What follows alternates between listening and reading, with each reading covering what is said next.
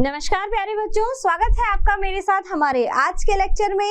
यानी कि आज मैं आपकी केमिस्ट्री टीचर आपके लिए लेके आई हूँ। हमारा जो चैप्टर चल रहा था क्या, रासायनिक बल गतिकी, तो उसमें हम आगे बढ़ते हुए आज क्या पढ़ेंगे, आज हम पढ़ेंगे शून्य कोटि अभिक्रिया के बारे में। ठीक है, हमने देखो बहुत सारी चीजें जानी और समझी। हमने क्या क्या पढ़ लिया बच्चों, हमने देखा कि किस तरह से अभिक्रिया के वेग को ज्ञात किया जाता है ना, उसको प्रभावित करने वाले कारकों के बारे में समझा, और हमने ये भी देखा कि किस तरह से सांद्रता परिवर्तित जब हम कर रहे हैं अभिकारक की, तो किस तरह से अभिक्रिया का वेग जो है वो अलग अलग तरह से प्रभावित हो रहा है। ठीक है, तो ये सब हमने देख लिया और समझ लिया।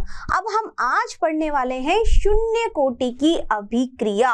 ये आपको मैं पहले भी बता चुकी हूँ, यानी एक मैंने हिंट आपको दिया था कि शून्य कोटि अभिक्रिया क्या होती है और प्रथम कोटि कौन सी होती है ना, और उनकी यूनिट्स भी हमने देखी थी अगर आपको याद हो तो। ठीक है, तो आज हम क्या पढ़ेंगे, आज हम पढ़ेंगे शून्य कोटि अभिक्रिया को पूरा विस्तार से या डिटेल से आज हम इसके बारे में जानेंगे, और इसके लिए आज हम समीकरण भी बनाएंगे। ठीक है बच्चों, तो चलिए आज हम शुरुआत करते हैं किसकी, शून्य कोटि अभिक्रिया की। देखो हम क्या पढ़ रहे हैं, हम देख रहे हैं कि कोई भी अभिकारक जब क्रिया कर रहे हैं तो क्या बन रहा है, एक प्रोडक्ट बन रहा है, एक उत्पाद बन रहा है। ठीक है, तो वहां पर अभिक्रिया धीरे हो रही है या तेज हो रही है, वही हमने अभिक्रिया का वेग देखा था। ठीक है, यही समझा था हमने। देखो यानी कि यहाँ पर कोई आर हमारे पास में क्या है, आर हमारे पास में है अभिकारक। ठीक है, यह अभिकारक क्या बनाता है, एक प्रोडक्ट बनाता है, उत्पाद बनाता है। ठीक है, यानी कि ये हमारा क्या है बच्चों, अभिकारक, अभिकारक। ठीक है, और ये अभिकारक क्या बना रहा है, ये बना रहा है उत्पाद। अभिकारक से क्या बन रहा है, उत्पाद बन रहा है। ठीक है, क्लियर। अब हमने क्या पढ़ा, हमने निकाला था अभिक्रिया का वेग।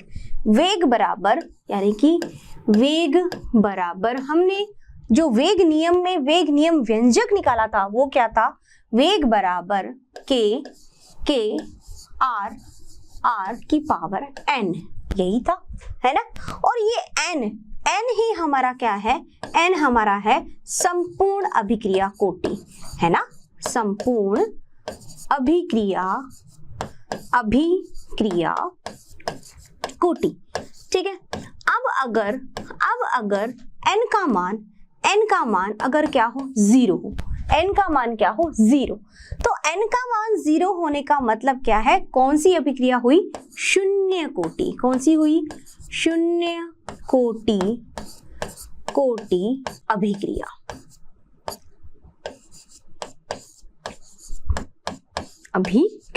ठीक है, अब देखो इसको कैसे प्रदर्शित करेंगे, इसको ऐसे करेंगे ना, आर ओ आर या वेग बराबर के आर की पावर 0। ठीक है, यानी कि यहाँ पर हम इसको लिख सकते हैं क्या, कि आर ओ आर या वेग बराबर क्या हुआ, के, और के क्या हमारा क्या है, के है यहाँ पे वेग स्थिरांक है। ठीक है, यानी कि हमें पता है कि k क्या है, हमारा वेग स्थिरांक है। तो आर ओ आर अभिक्रिया का वेग किसके बराबर हुआ, वेग स्थिरांक के बराबर हुआ। यानी कि जब हमारी अभिक्रिया शून्य कोटि की अभिक्रिया है, यानी कि n का मान क्या है, 0 है, तब उस केस में शून्य कोटि अभिक्रिया होने के लिए अभिक्रिया का वेग स्थिरांक के बराबर होगा। यानी कि जो वेग स्थिरांक होगा वही अभिक्रिया का वेग होगा। ठीक है, तो अब वेग स्थिरांक नाम से ही पता चलता है कि स्थिर है, कांस्टेंट वैल्यू है, कांस्टेंट है ना, k मतलब क्या है, रेट कांस्टेंट, यानी कि फिक्स्ड वैल्यू, स्थिरांक है। ठीक है, अब यहाँ पर जो k का मान जो है वो परिवर्तित नहीं होता है। ठीक है, अगर k का मान परिवर्तित नहीं होगा तो आर ओ आर यानी कि अभिक्रिया का वेग भी परिवर्तित नहीं होगा।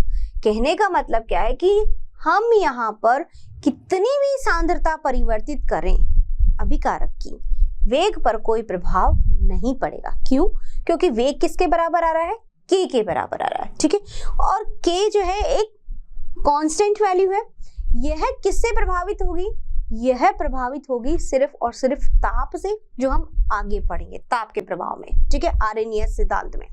तो यह प्रभावित होगी सिर्फ ताप से, K की वैल्यू। तो यहाँ पे अगर हम बात करें शून्य कोटि अभिक्रिया के लिए, तो अभिक्रिया का वेग जो होगा वो K के बराबर होगा। K कांस्टेंट और स्थिरांक वैल्यू है, ठीक है। अब देखो, यानी कि हम ये कह सकते हैं कि अगर हम ग्राफ बनाएं, अगर हम इस तरह से एक ग्राफ बनाते हैं, किसके बीच में ग्राफ बनाते हैं, सांद्रता R और वेग के मध्य, वेग, तो हमें क्या मिलेगा, हमें एक सीधी रेखा मिलेगी। इसका मतलब क्या हुआ कि सांद्रता में कोई भी परिवर्तन करो, वेग में कोई परिवर्तन नहीं होगा, ठीक है। यानी कि वेग जो है वो R पर निर्भर नहीं कर रहा है, R पे डिपेंड नहीं कर रहा है, ठीक है। यही चीज अगर हम समय के साथ निकालें, यानी t के साथ निकालें, टाइम के साथ निकालें वेग, तब भी क्या होगा, तब भी हमें एक सीधी रेखा मिलेगी। आई मेरी बात समझ में? कहने का मतलब क्या है, कहने का मीनिंग ये है कि जब हमारी शून्य कोटि की अभिक्रिया है, तो शून्य कोटि की अभिक्रिया के लिए यहाँ पर n की वैल्यू क्या हो गई, 0 हो गई। तो हमारा जो वेग है वो किसके बराबर हो गया, K के बराबर। और K क्या है, वेग स्थिरांक है, और वेग स्थिरांक एक कांस्टेंट वैल्यू है, ठीक है। तो यहाँ पर अभिक्रिया का जो वेग है वो अभिकारक की सांद्रता से प्रभावित नहीं होगा। आप कितनी भी सांद्रता परिवर्तित कीजिए, कुछ भी कीजिए, इस वेग को कोई इफेक्ट नहीं होगा, कोई प्रभाव नहीं पड़ेगा, ये बिल्कुल एक लाइन में चलता चला जाएगा, ठीक है। चाहे आपने यहाँ पे R यानी सांद्रता बढ़ा रहे हो, लेकिन फिर भी ये वही वैल्यू आएगी, यानी एक फिक्स वैल्यू रहेगी। क्यों रहेगी, रीजन मैंने आपको बताया कि ROR किसके बराबर आ रहा है, यहाँ पे K के बराबर। यही चीज थी। आप सोचो थोड़ा टाइम वेट कर लेते हैं अपन, चलो 1 मिनट 2 मिनट 3 मिनट, लेकिन टाइम कितना भी बीत जाए, यहाँ पर ये इससे भी प्रभावित नहीं होगा। ये K का वैल्यू जो है ये सिर्फ और सिर्फ इफेक्ट इसका होगा ताप का, जो हम आगे बाद में पढ़ेंगे, ठीक है। तो ये बातें हुई हमारी यहाँ पे। यहाँ तक आपको समझ में आ गया होगा कि शून्य कोटि अभिक्रिया क्या होती है। यहाँ पर हम n का मान निकाल चुके हैं, पहले हम वेग नियम में पढ़ चुके हैं, x + y = n होता है, और हमने यह फॉर्मूला भी हमने वेग नियम में निकाला था, ठीक है। तो n बराबर 0 रखने पर कौन सी अभिक्रिया हो गई है, शून्य कोटि अभिक्रिया। और शून्य कोटि अभिक्रिया के लिए जब हमने इस तरह से फॉर्मूला निकाला तो हमारे वेग किसके बराबर हुआ, वेग स्थिरांक के बराबर, ठीक है। चलो अब हम क्या कैलकुलेट करेंगे, अब हम करेंगे इसके लिए समाकलित समीकरण, यानी कि शून्य कोटि अभिक्रिया के लिए अब हम निकालेंगे समाकलित वेग समीकरण, ठीक है। यानी कि शून्य कोटि अभिक्रिया के लिए क्या कैलकुलेट करेंगे, समाकलित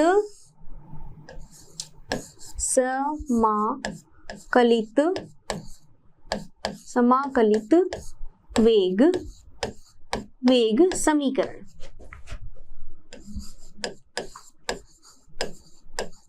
समीकरण निकालेंगे, किसके लिए, शून्य कोटि अभिक्रिया के लिए, ठीक है। अब देखो, अगर आपको पता हो थोड़ा सा, हमने एक चीज पढ़ी थी, औसत वेग और तात्क्षणिक वेग जब हमने पढ़ा था, तब हमने क्या कहा था, हमने कहा था कि अभिक्रिया का वेग यानी कि वेग बराबर हमने निकाला था, क्या निकाला था,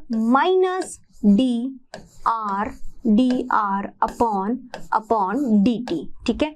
और निकाला था हमने प्लस का dp अपॉन dt, ठीक है। ये हमने कब किया था, हमारे फर्स्ट लेक्चर में ही हमने इसको पढ़ा था, ठीक है। यानी कि वेग बराबर है -dr अपॉन dt। रिएक्टेंट लेंगे, जब क्रिया कारक लेंगे तो उसके लिए हमने माइनस लिया था। क्यों लिया था, क्योंकि अभिकारक की सांद्रता जो होती है वो धीरे धीरे कम होती है, तो इसके लिए हमने यहाँ क्या रखा था, माइनस, ठीक है। उत्पाद की बढ़ती इसके लिए प्लस, ठीक है। अब देखो, ये हमने मान लिया, ये हमारा है समीकरण 1, ठीक है।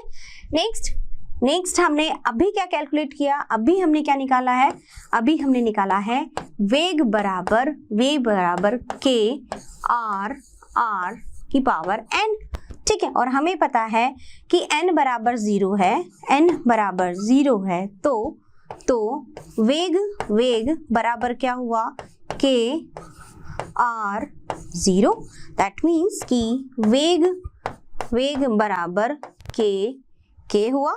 ठीक है, ये हो गया हमारा दूसरा इक्वेशन। ठीक है, अब समीकरण 1 और समीकरण 2, समीकरण 2 का मान समीकरण नंबर 1, यानी कि यहाँ पे हम इसकी वैल्यू रख सकते हैं। वेग बराबर क्या आ रहा है के, तो ये के का मान हम यहाँ रख सकते हैं कि नहीं। चलिए, मान रखने पर ये रखो। ठीक है, ये के हमने ये पुट किया तो यहाँ लिख दिए समीकरण 1 व 2 से क्या मिला हमको, समीकरण 1 और 2 से के बराबर minus D R upon D T. ठीक है, अब मैं इसको कैसे लिख सकती हूँ, इस तरह से डी आर बराबर माइनस के डी टी। ठीक है, क्या मिल गया, समीकरण 3 मिल गया। ठीक है, अब इस समीकरण का हम क्या लेंगे, समाकलन। ठीक है, अब लिखो समीकरण 3 का समाकलन करने पर क्या होगा इसका समाकलन। देखो, इसका समाकलन करने से पहले एक चीज मैं आपको बताना चाहूंगी। क्या हमने देखा कि जब t बराबर 0 था, t बराबर क्या था, 0, यानी कि जब अभिक्रिया जस्ट शुरू हुई है, स्टार्ट हुई है, उस टाइमिंग पर t क्या था, 0। उस जीरो पर अभिकारक R की जो सांद्रता थी वो क्या थी, वो थी मेरी R0। क्या थी, R0।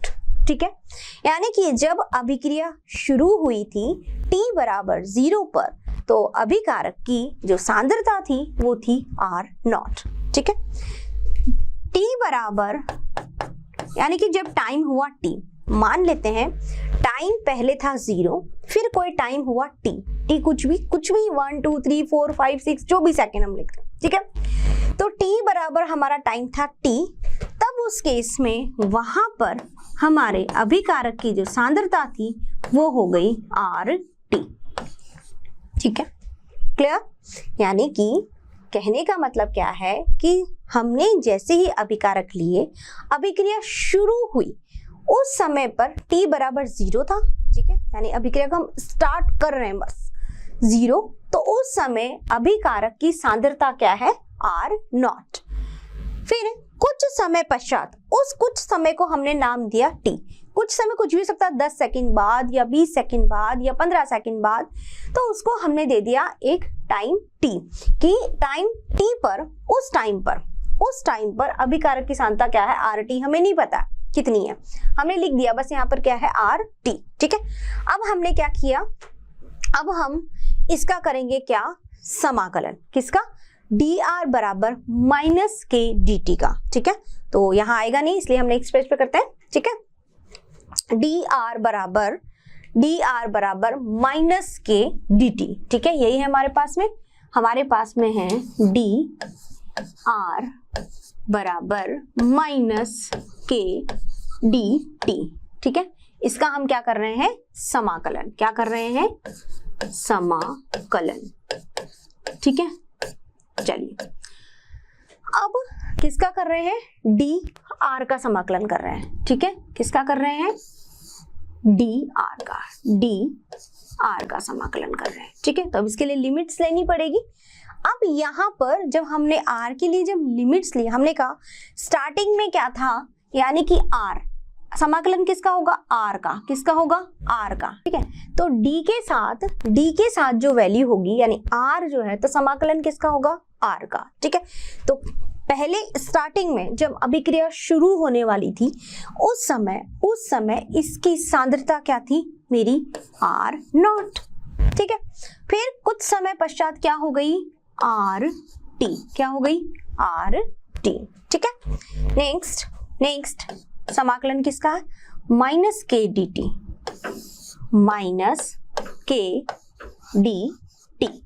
ठीक है, अब माइनस के dt के लिए टी बराबर, अब यहाँ पे किसका होगा, डी के साथ कौन है, टी, डी के साथ कौन है, टी, तो समाकलन किसका होगा यहाँ पे, टी का। लिमिट्स किसके लिए आएगी, टी के लिए, तो टी पहले क्या था 0, फिर क्या हो गया, कोई समय कोई टाइम टी हो गया है, टाइम क्या हो गया टी, ठीक है।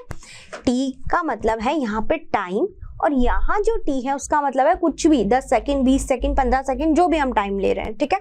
तो 0 से लेकर टी तक। आई मेरी बात समझ में, फिर से सीख लीजिए। हमने इक्वेशन 1 और इक्वेशन 2 से ये समीकरण बनाया डी आर बराबर माइनस के डी टी, ठीक है। अब हमने इसका किया क्या, समाकलन किया। अब समाकलन किसका होता है, जो डी के साथ है, डी के साथ कौन है, आर, तो डी के साथ आर है तो इसका हमने समाकलन किया। तो आर पहले कौन था, आर नॉट, फिर क्या हुआ आर टी, यानी किसी टाइम टी पर वो हो गया आर टी, ठीक है। अब यहाँ पे हमने इसका समाकलन के लिए हमें क्या चाहिए, हमें एक लिमिट चाहिए ना, तो लिमिट्स तो लिखनी पड़ेगी, लोअर लिमिट अपर लिमिट, ठीक है। अब यहाँ पे इसी तरह से के डी टी के लिए भी हमने डी के साथ कौन है, टी, तो समाकलन किसकी वैल्यू, टी, टी पहले क्या था 0, फिर क्या हुआ कोई टाइम टी हुआ, ठीक है। अब इसके लिए डी आर का समाकलन क्या होता है, आर, क्या होता है आर, ठीक है। और डी के साथ जो भी वैल्यू होगी ना, d z d y d x, तो समाकलन में क्या आ जाएगा एक्स वाई जेड जो भी हम उसके साथ होगा, तो इसका क्या हो जाएगा समाकलन आर, ठीक है। कहाँ से हुआ, आर टी से, यानी आर नोट से आर टी तक, ठीक है, बराबर माइनस के बाहर आ जाएगा, ठीक है। इसके लिए क्या हुआ, यहाँ पे टी, और कहाँ से टाइम 0 से टाइम टी पर, ठीक है, 0 से टाइम टी तक पहुंचाइए। ये आर नॉट था, यानी कि स्टार्टिंग में अभिकारक की सांद्रता क्या थी, आर नॉट। जैसे जैसे टाइम टी हुआ, कोई भी टाइम टी हुआ तो उस पर हो गई सांद्रता इसकी आर टी। ठीक इसी तरह से टाइम हमारा पहले 0 था, 0 टाइम था, उसके बाद हमने उसको बढ़ाया तो टी, ठीक है। तो अब हमारे पास में क्या निकल के आ जाएगा, यहाँ पे upper limit minus lower limit, यानी कि r t minus r naught बराबर minus k and then t minus 0, ये हुआ। सो सॉल्व करेंगे क्या आएगा, आर टी माइनस आर 0 बराबर माइनस के टी, ठीक है, क्लियर। तो अब हमें क्या निकालना है, हमें तो आर टी, यानी कि आर टी बराबर हमारे पास हो जाएगा माइनस के टी प्लस आर नॉट, और यही है हमारा शून्य कोटि अभिक्रिया के लिए समीकरण। शून्य कोटि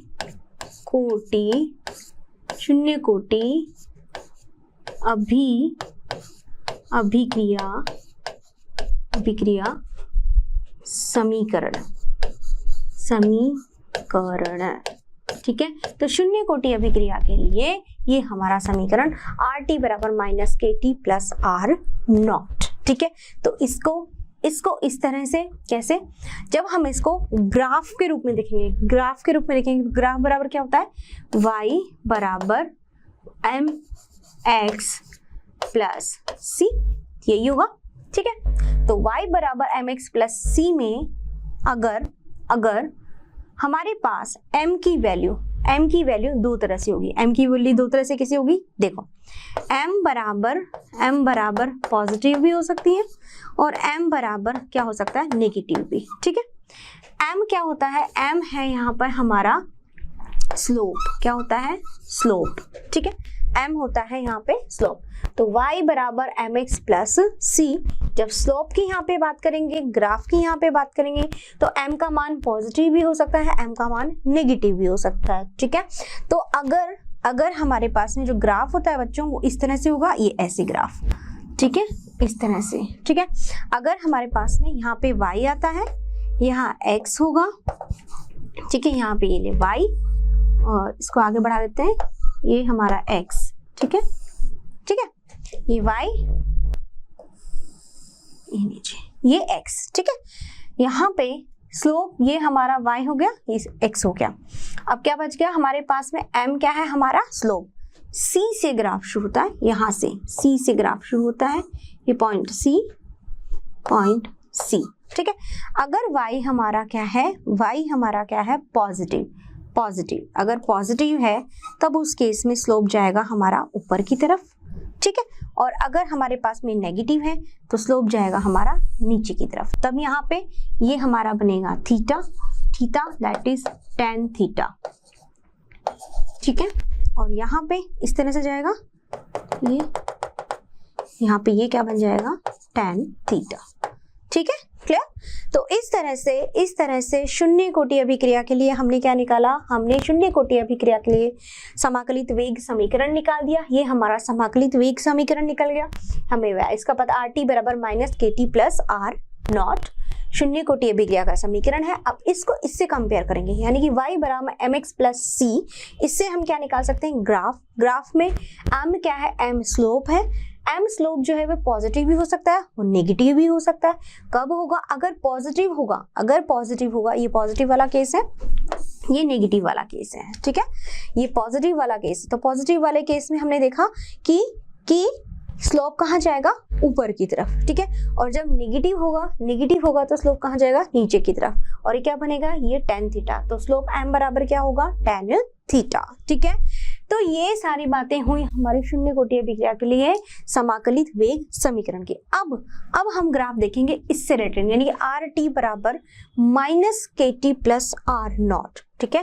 तो RT बराबर हमारे पास क्या है, RT बराबर minus KT plus R not, ठीक है। अब इसके लिए समीकरण देखते हैं, क्या है हमारा, y बराबर mx प्लस c, तो यहाँ m क्या है हमारा, माइनस में आ रहा है, ठीक है। ये r हो गया, ये r हो गया, ठीक है। और यहाँ पे ये k, ये m, ये हमारा हो गया यहाँ पे x की वैल्यू ये t, और ये c हो गया r नॉट, ठीक है, क्लियर। अब ग्राफ कैसा होगा इसका, देखो इसका ग्राफ होगा इस तरह से। ग्राफ बनाया हमने, यहाँ पे ऊपर क्या आएगा हमारा, y क्या है, RT, ठीक है, इस तरह से। यहाँ पे नीचे x क्या है, टाइम t, ठीक है। शुरू कहाँ से होगा, R नॉट से, ये रहा हमारा R नॉट, ठीक है। अब m की वैल्यू क्या है, नेगेटिव है तो स्लोप कहाँ जाएगा, स्लोप जाएगा मेरा यहाँ से नीचे की तरफ, ठीक है। इसको ऐसे बढ़ा देते हैं, इस तरह से स्लोप कहाँ जाएगा, नीचे की तरफ। ये क्या बन गया, theta that is tan theta, यानी tan थीटा क्या है, ये जो स्लोप है ये tan थीटा, ये बराबर क्या हुआ, ये बराबर हुआ किसके, माइनस के, यानी माइनस के, यहाँ पर माइनस m, ठीक है। तो माइनस के बराबर माइनस m बराबर क्या हुआ, tan थीटा। यानी कि जब हमने ये ग्राफ देखा RT बराबर minus KT plus R not, ठीक है, तो y बराबर RT, हमने y रख दिया, x बराबर t, ये t रख दिया, m हमारा माइनस में दिया, माइनस की वैल्यू m है, ये माइनस का m है, और R नॉट यानी कि C यहाँ से स्टार्ट हुआ, तो m माइनस है, तो इसका मतलब कहाँ जाएगा, सब नीचे की तरफ जाएगा। और ये थीटा वैल्यू किसके बराबर होगी, k के, यानी कि वेग स्थिरांक के बराबर होगी, यानी थीटा का मान आ जाएगा, तो मतलब हमारा यहाँ पे किसका मान आ गया, k का मान आ गया, ठीक है। तो ये सारी बातें हुई हमारे किसके लिए, ये बातें हुई हमारी शून्य कोटि अभिक्रिया के लिए। तो मैं आशा करती हूँ आपको बहुत अच्छे से समझ में आया होगा जो भी मैंने आपको आज बताया। तो ये था हमारा शून्य कोटि अभिक्रिया के लिए समाकलित वेग समीकरण, ठीक है बच्चों।